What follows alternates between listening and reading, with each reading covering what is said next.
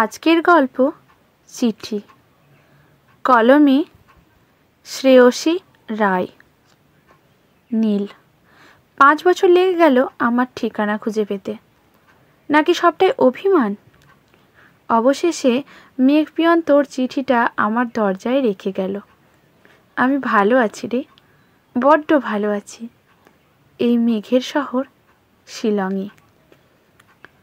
তোর চিঠিটা পড়ে সত্যিই আজ খুব ভালো লাগছে যে finally you are getting married. আমি তোর অতীতের এক অধ্যায়ে মাত্র। আমার আদল খুঁজিস না ওর মধ্যে। ওকে ভালো রাখবি বলে বাঁচ। তুই এখনও আছিস ওই আগের মতো, নাকি পাল্টে ফেলেছিস নিজেকে? Time has change me a lot. তোর ওই পাগলি ছন্নছাড়া ঈশানী আর আজকের মিসেস সেনকে মেলাতে গেলে সে অঙ্ক কখনোই মিলবে না। জীবনের কিছু হিসাব না মিললেই হয়তো ভালো থাকা যায়। অর্জুন গত 2 বছরে আমার যতটা কাছের করে নিতে পেরেছে, আমি ঠিক ততটা ওকে আপন করতে পেরেছি কিনা জানি না, কিন্তু লোকটা আমার অভ্যাস হয়ে উঠেছে। এতদিনে তুই যেমন কবিতা বানিয়ে আমার অভিমান ভাঙাতি, তেমনি অভিমানের বিকেলগুলোতে ও হেসে বলে, ঈশান কোণে মেঘ জমলে সে মেঘই নাকি পাহাড় পুড়ে বৃষ্টি আনে।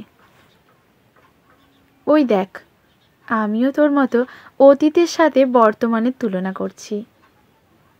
কারোর সাথে কারোর তুলনা হয় না। তোর ভালোবাসাতে কোথাও ফাঁক ছিল না কখনোই। আমি তার যোগ্য ছিলাম না হয়তো। এটাই হয়তো তোকে লেখা আমার প্রথম ও শেষ চিঠি, কারণ আমি বা তুই কখনোই কেউ চাইব না আমাদের অতীত এবং বর্তমান মুখোমুখি হোক। আর যদি কোনোদিন দেখা হয়, তাহলে সেদিন না হয় বাস্তবের মাটিতে পরের জন্মে কোপাইয়ের ধারে ঘর বাঁধার আষাঢ়ে গল্প বুনব দুজনে। এ জন্মে আমাদের মিলনের স্বপ্নটা অপূর্ণই থাক। তুই সুখী হ স্মৃতির শহর কলকাতায়, আর আমার অস্তিত্বের সাক্ষী থাকুক এই পাহাড় রাজ্য। ইতি মিসেস অর্জুন সেন। আজকের গল্পটি এখানেই সমাপ্ত। ভালো লাগলে লাইক, শেয়ার, কমেন্ট করে পাশে থাকবেন এরকম গল্প পাওয়ার জন্য। ধন্যবাদ।